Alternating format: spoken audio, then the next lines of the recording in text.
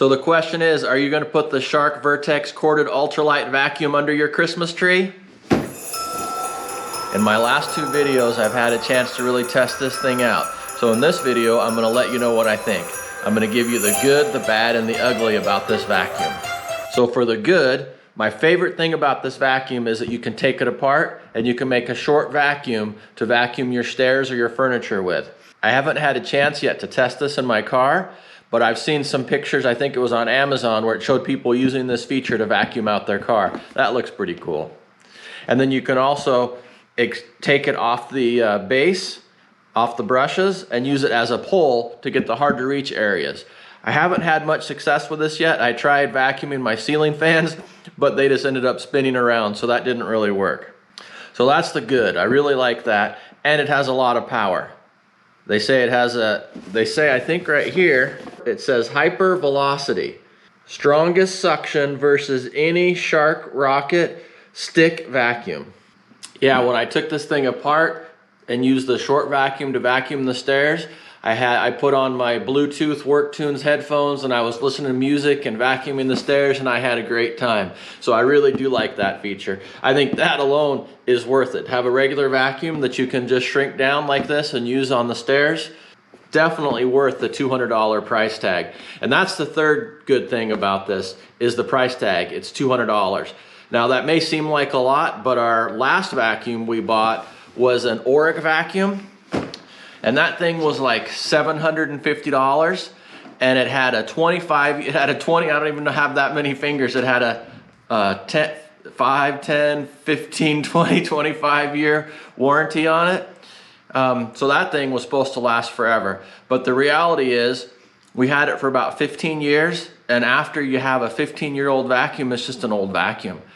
And plus all the money we spent on bags on that vacuum, I mean, those bags were like, you know, $30 to $50 to buy a pack of bags. And so over the years, we probably spent hundreds of dollars on bags. We probably spent more money on bags than this vacuum.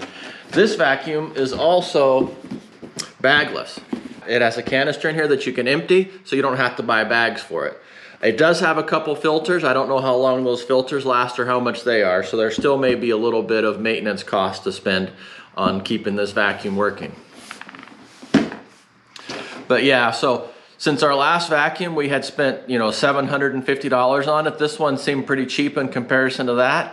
So the mindset that we had is, rather than buying another $750 vacuum, and then that's gonna last, you know, for at least 15 years. I mean, that thing would probably, it just didn't work good. The belt was always coming off, the brushes would get clogged up, and it just felt really old. And of course, you look at how much more advanced vacuums are today than they were 15 years ago. So instead of buying another $750 vacuum that's gonna last us for the next 10 to 15 years, we decided we'd be better off buying a couple $100 vacuum every few years. If every 3 years we bought another $200 vacuum, in 10 years, that would be $1,000, and that's about what we spent on our last vacuum if you count the bags.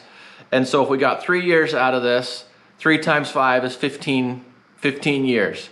And can you imagine in 3 years when we go to get another vacuum, can you imagine how advanced the vacuums will be? This is Christmas of 2021, so it'll be 2022 in a few weeks. So can you imagine 3 years from now will be 2025? That's definitely the future. Can you imagine how advanced vacuums will be in the future? You know, they'll be like probably robot vacuums. As a matter of fact, I think you can get those. I think you can buy robot vacuums now. They've had those out for a few years already. So that's how advanced things have come. From our old Auric vacuum that we had 15 years ago, now they got this Vortex vacuum, which is like a futuristic vacuum. Then they got those robot vacuums that go around and vacuum your house. So, I mean, what's the point of buying a $1,000 vacuum? Maybe we're decided we're just gonna try something different every few years, try a different type of vacuum and see what's out there. All right, so that's the good. Now let's go to the bad. So the bad, when we had it in the this part here, it says the vacuum that deep cleans now cleans itself. Self-cleaning brush roll, no hair. In the first video I did on this, the brushes stopped spinning. And so I looked and there was a big clog of hair and crud that got stuck in the brush and made it stop turning. So I had to pull that out of there to clean out the vacuum. So I'm not quite sure. That only happened to me once, so I'm not sure if that's a reoccurring thing, but it didn't wrap around it like my Oric vacuum did. That would get a lot of hair and crud wrapped around it to the point to where it stopped working. And I have to take it apart, and then I would have to cut all the hair and the crud out of there with like a razor knife and pull it all off. And that was a big pain. So this was kind of right in between. It wasn't bad, but it was ugly. Well, I don't know if it was ugly or bad, but anyways, that was the bad. The main negative that I would go for the ugly is it's loud. You know, with it being a canister vacuum where the motor is up at the top where the handle is, so when you're holding this vacuum, you're gonna hear all that noise right there.